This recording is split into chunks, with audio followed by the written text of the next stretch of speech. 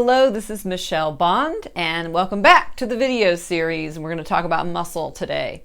So I'm borrowing my friend here to help you understand more about muscle function. One of the things I mentioned in the book was about opposing muscle group. This is something that's not really talked about in mainstream fitness.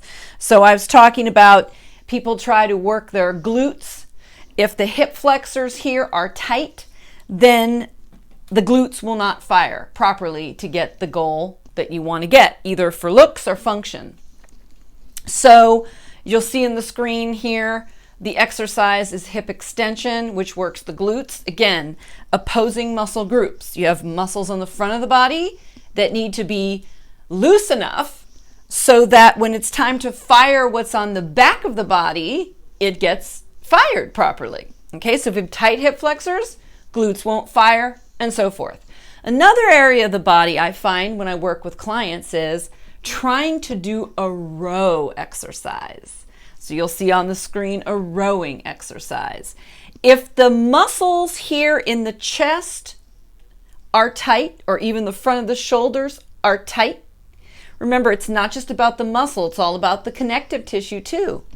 The scapula, these bones here, will not pull together to work the back muscles properly. So if somebody's interested in improving their posture or back muscle function, if the opposing muscle and connective tissue, the front of the body is tight, you're not going to be able to fire up the back so easily, okay? So the connective tissue is important as well as the muscle, always considering that orthopedic issues take precedence. So what does that mean? It means if you're going to use weights or resistance bands or another means of adding load to the body, make sure that the muscles opposing what you want to work are in fact in condition enough to give you the result. That's what I do with my clients. I provide full biomechanical assessment so we can see what's tight, what's weak, and how we want to progress. Because you don't want to add load to a body that's got a lot of postural issues or tight and weak spots, because you're going to make that worse.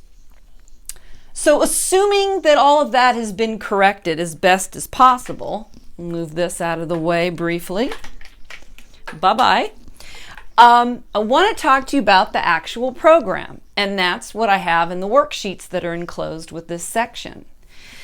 So we need to progressively add load to the body. And one way I recommend is to start with more of an endurance phase. And that's also going to address the neurological component of the body. Now, while people feel stronger, right, you're not actually gaining a lot of lean muscle mass like I talk about in the book, adding the contractile units to the muscle fiber. But you are getting more skilled, and that's great too. So the best program to start out with, provided that your orthopedic issues are in control and your postural deviations have been somewhat corrected, or you're in the process of doing that, I recommend doing 2 sets of 15 to 18 repetitions of any weighted exercise. So you want to choose a weight or resistance that gets you to at least 15 repetitions, but not more than 18. And I recommend doing that for 4 to 6 weeks. Now, during that time, if you find that it's getting easy and you can do 20 or 22 repetitions, then increase the weight and continue on. Now, you can keep those same exercises for 4 to 6 weeks, and then you can change the exercises. There is a strength training phase you can graduate to. However, some people would like to continue doing 15 to 18 reps with a little heavier weight or different exercises, because if your connective tissue needs a lot of finessing through stretching or other fascia-oriented exercises that I'll provide shortly in another video coming soon, you want to make sure that that is addressed first. So don't be in a hurry to hurry up and get into the strength training phase. Take your time. It's not just about muscles, it's also about connective tissue. So once you've done 15 to 18 repetitions for an allotted amount of time, then you can move into more of the strength training. okay? And that is more of, I would say, 3 sets of 8 to 12 reps. So that's the same thing where you have to choose a weight where you can get to at least 8 repetitions, but not more than 12. And I would say do that for 4 to 6 weeks and keeping the same exercises.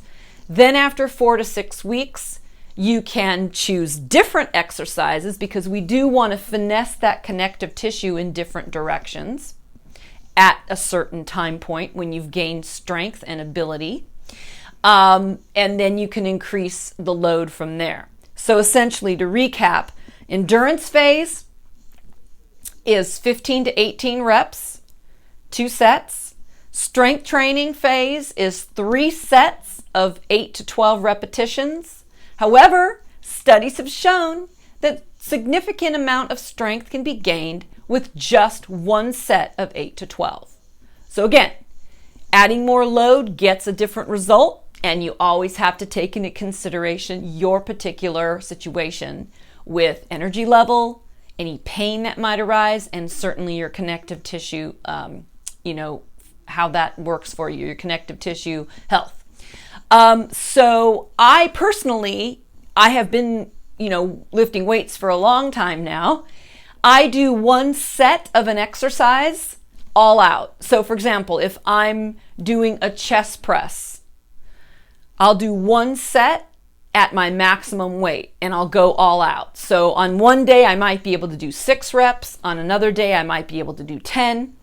But the idea is there are different phases of training. So for today, I'm just giving you the endurance phase, which is more about developing the neurological component, and the strength phase, which is more about building more lean muscle tissue.